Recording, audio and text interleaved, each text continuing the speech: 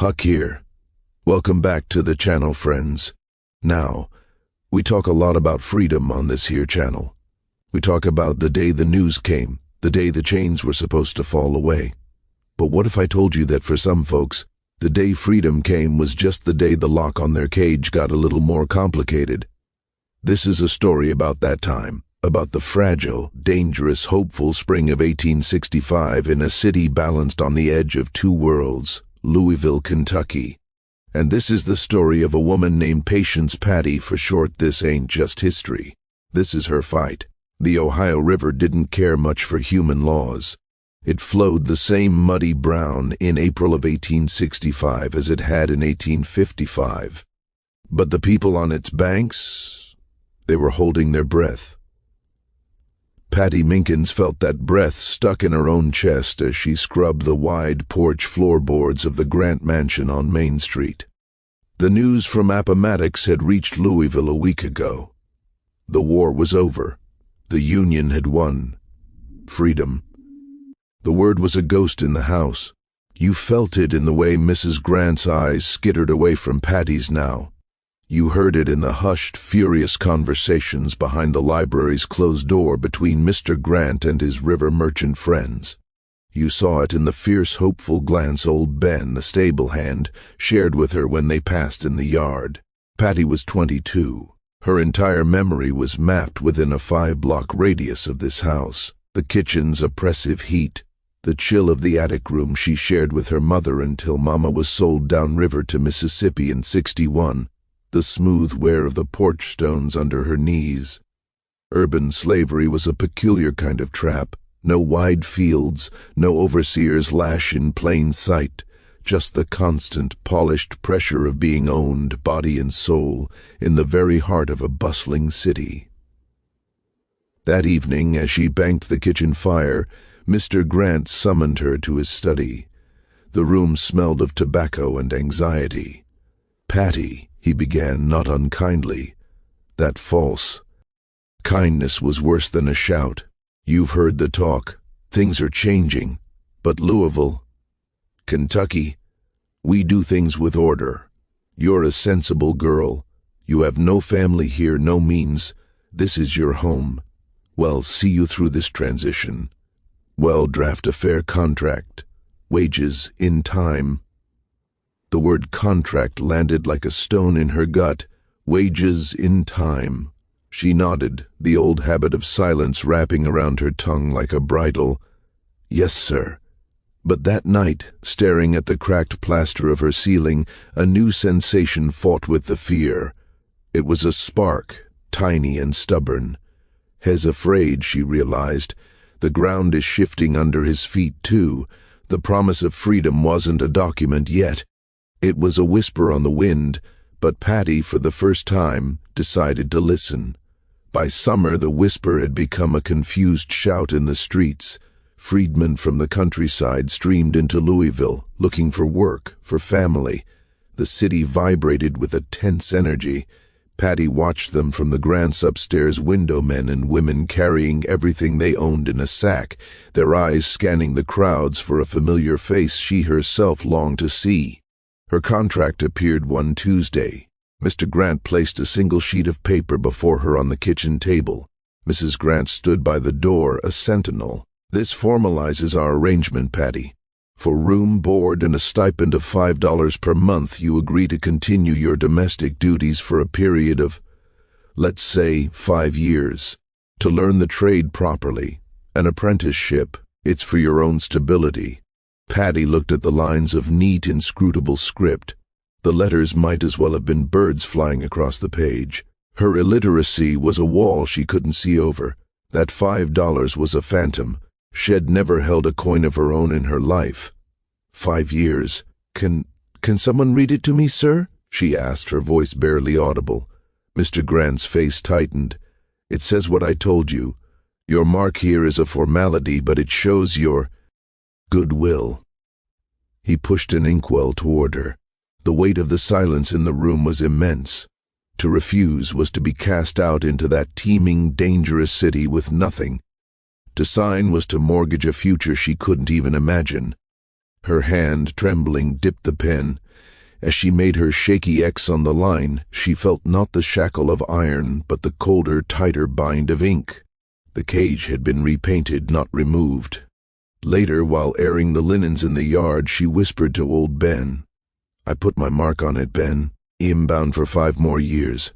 Ben, his face a roadmap of wrinkles, spat quietly into the geraniums. "They got whole new dictionaries, child. Apprenticeship is the new master. Contract is the new chain. You gotta get your eyes to read that dictionary." Patty's feet found the path to the dictionary. It wasn't in a library, but in the damp, sweet-smelling basement of the African Methodist Episcopal Church on Green Street. The church was a lighthouse in a stormy sea. Here the air hummed with a different energy of prayer, yes, but also of planning. She went on her one evening off Sunday, after supper was cleared. The basement was crowded with men, women, and children, all faces turned toward a freedman named Elias, who held a slate. "A," he said, pointing. "Apple. Aim. Anthem." Patty slipped into a back corner, her heart pounding. She was breaking an unspoken rule just by being there. Learning was a form of defiance. She met Cora there, a wiry woman who had been a cook on a riverboat. "They think we only got hands for scrubbing and backs for lifting," Cora muttered, her finger tracing a B in a ragged primer. "We gotta show 'em we got minds for knowing." Week by week, the birds on the page began to land and form meaning. Cat, door, free. The word free had an F that felt like a fortress and 2 E's that looked like windows. She practiced in the dust of the attic floor, in the condensation on the kitchen window. One night, returning later than usual, she found Mr. Grant waiting in the foyer. "Where have you been, Patty?" "Prayer meeting, sir." His eyes narrowed. "See that your prayers don't interfere with your duties. The floors in the morning room need attention before breakfast." It was a warning. The network of freedom, the church, the school. It was visible, and it was watched. Her 2 worlds, the Grant household and the basement school, were on a collision course, and Patty was standing squarely in the middle. The violence everyone feared arrived not with a bang, but with a brick. It came through the window of the home of Thomas Blackwood, a freedman who had dared to open a small cobbler's shop and was doing better business than the white cobbler down the street. The message was clear: know your place. Tension tightened like a drumskin over the city. For Patty, the confrontation wasn't with a brick, but with a loaf of bread. Mrs. Grant accused her of shorting the flour, of stealing to sell or give to those vagrants at your church.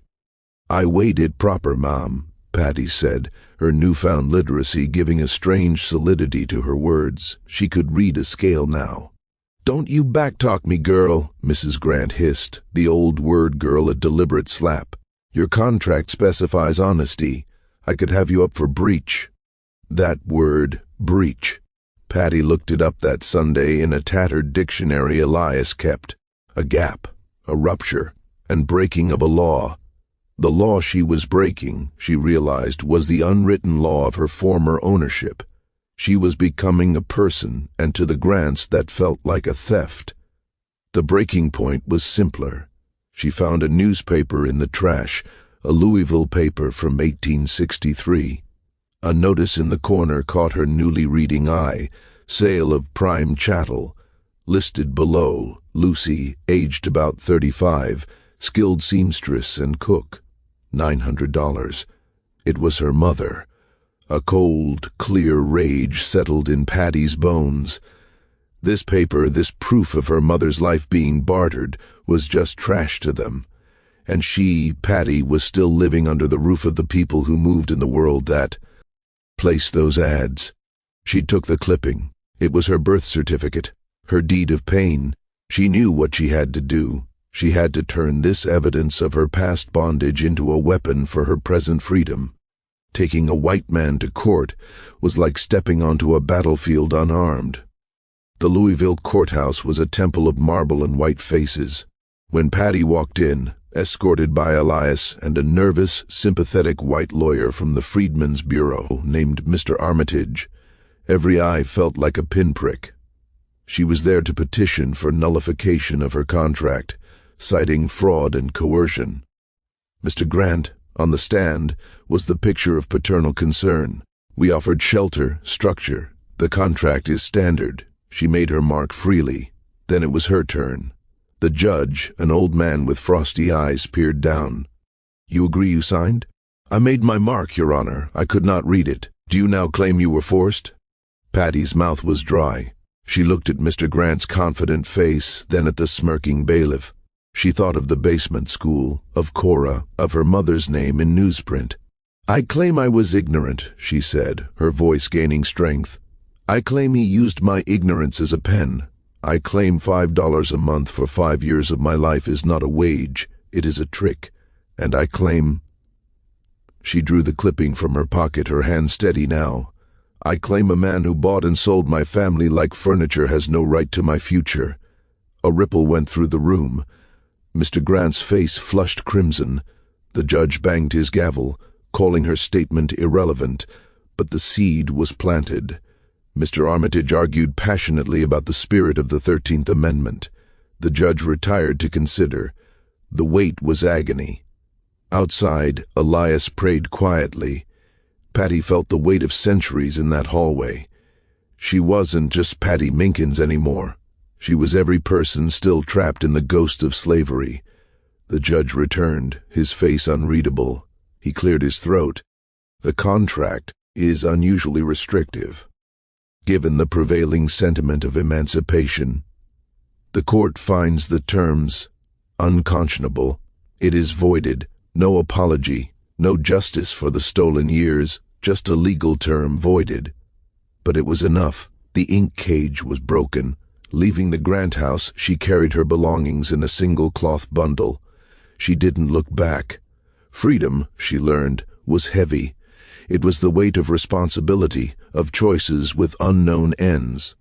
She found work with Cora, who was now cooking for a boarding house run by a widowed black teacher. Patty's wages were real, counted into her palm each Friday. She rented a corner of a room in a crowded but clean building near the church. It was hers. She continued at the basement school, now helping the younger children with their letters. One evening, Elias brought in a map. This is Kentucky, he said.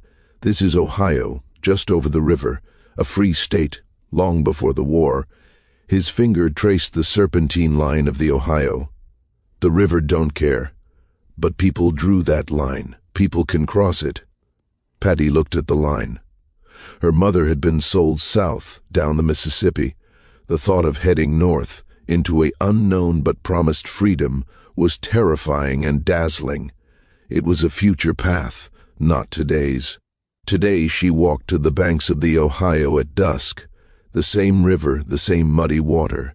But she was different. She was Patience Minkins' freedwoman. She had a contract with herself now, to learn, to remember, to survive. The promise of 1865 had been broken for her, then painfully, partially mended by her own hand. The true freedom, she understood, wasn't a date on a calendar or a signature on a law. It was the space between the end of one breath and the beginning of the next, the space where you could choose your own direction. And for now she chose to stand on the Louisville shore, on the ground of her struggle, and build. Her story is just one. Thousands more were trapped in the ghost of slavery long after the war drums stopped. If Patty's fight, her quiet courage, meant something to you today, do us a solid. Share this story so these hidden histories aren't forgotten, and subscribe to Tales of Slavery. We've got more real stories of resistance and resilience coming your way. We owe it to them to listen,